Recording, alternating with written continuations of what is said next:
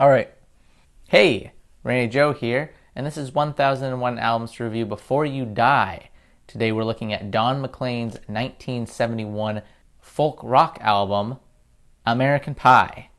According to the Big Book of 1001 Albums to Listen to Before You Die, Don McLean's 1971 album was released under the EMI label, produced by Ed Freeman, with art direction by George St. Whiteman.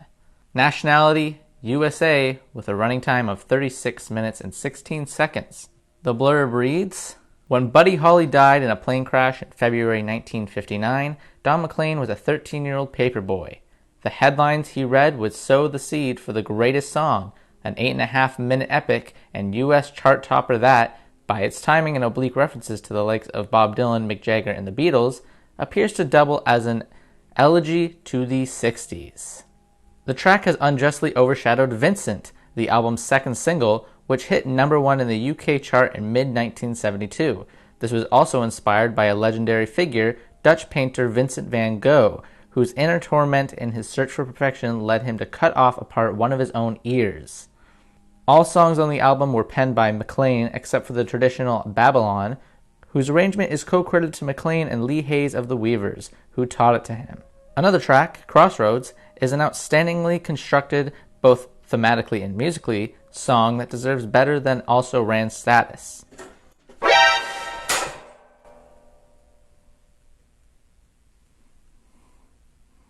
One of my lights fell.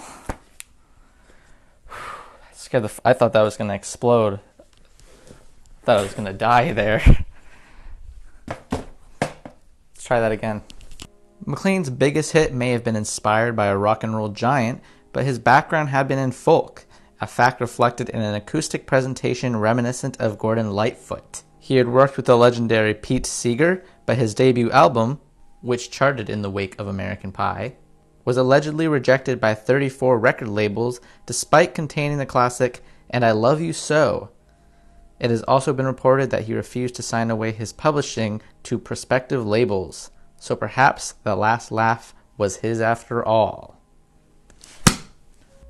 Now, aside from the title track, American Pie, I was very unfamiliar with this album. And with that in mind, I really didn't know what to expect. I was hoping for more material of the same substance of American Pie, especially on a lyrical level. And luckily, that ended up being the case, perhaps to a fault. Because honestly, after listening to this album, I found it quite ridiculous just how underrated and underappreciated Don McLean is as far as songwriting goes. His lyrical ability is by far the greatest aspect of this album. Most people are familiar with the two hits off of this album, American Pie and Vincent, yet the rest of the songs that make up this album are also just as impressive as those two hits. For example, on the song Empty Chairs, which is a song sung by a narrator who had pushed his love away consistently and constantly, and now she had finally left him. She had warned him and told him that she would leave if he continued to do so. He never really believed she would. And in this song, she finally had, and he is coming to terms with it. He's living with the regret and of the memories of her. But going back to the lyrics here, we get stuff like, moonlight used to bathe the contours of your face, while chestnut hair fell all around the pillowcase, and the fragrance of your flowers rests beneath my head, a sympathy bouquet left with love that's dead. Which, with those lyrics alone off of this song, Empty Chairs, a rather obscure song for most listeners, you get these incredibly powerful and poetic lyrics that are so Don McLean. They are very romantic and romanticized and so very detailed, painting a picture.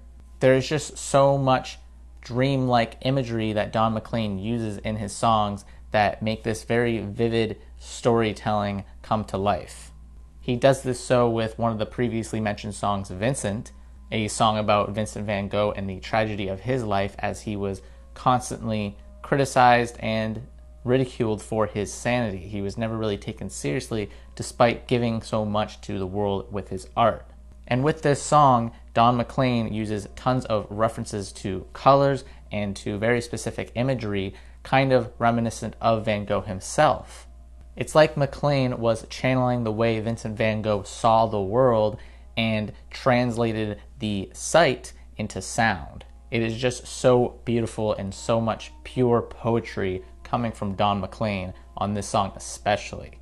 I will not talk too much about the title track as most people are completely familiar with it at this point, but even still, it's subject of the 1950 plane crash that had famous singers such as Buddy Holly, the Big Bopper, and Ritchie Valens is incredibly powerful and moving and shows the aftermath and the impact of this day that music died, a term that Don McLean coined here in this song. He references a bunch of 60s cultures such as the Beatles, the death of Janis Joplin, the Dylan's rise to fame, and the moon landings to not only make an incredibly powerful moving song, but to create a collage of lyrics that entirely encapsulate what the 60s meant and what the 60s did for history.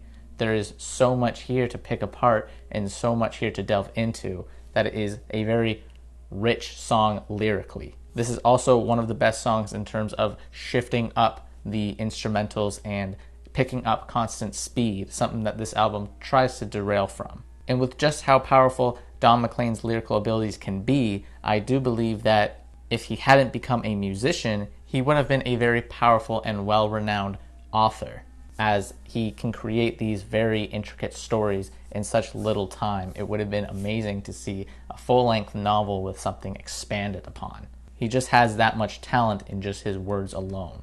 But that might be the album's greatest weakness as well. You see, because of how much focus there are on the lyrics, there really isn't much room left for the musical side of things. The arrangements of instruments are not as powerful or as important to the album. There is nothing too grand or spectacular in sound overall on this album, and instead opts to be more acoustic-led and folk-like, to the point where it is very bland and soft, overall not offering much. This ends up making most of the songs on here end up blending in and feeling all too much the same and not distincting each song as their own personality and unique blend of instrumentation. The overall aesthetic of this album also doesn't change that much. Most of the songs on here are written to be very somber and meant to be very melancholic in style, with only one song kind of shifting off of that, that being the song Everybody Loves Me Baby. Now, Everybody Loves Me Baby is by far my least favorite off of the album, as this is a song about a man who has so much ego built around him and loves himself so much that he doesn't understand why this one girl doesn't love him. It is complicated to him and he doesn't really understand her reasoning for it. It is one of the more fast-paced songs on here and is definitely one of the more energetic songs instrumentally, but it's too bad that the lyrics here are not as consistent as the other songs. It's almost like he had to toss up one to make up for the other. Even being the most rambunctious song on the album, it feels like the most bland and boring. Still, another gem on this album is the song The Grave, which is a song about a soldier in the war who had died in the trenches. And there is a very stark contrast between the trench that the soldier actually died in and the grave back home, which is full of flowers and beauty.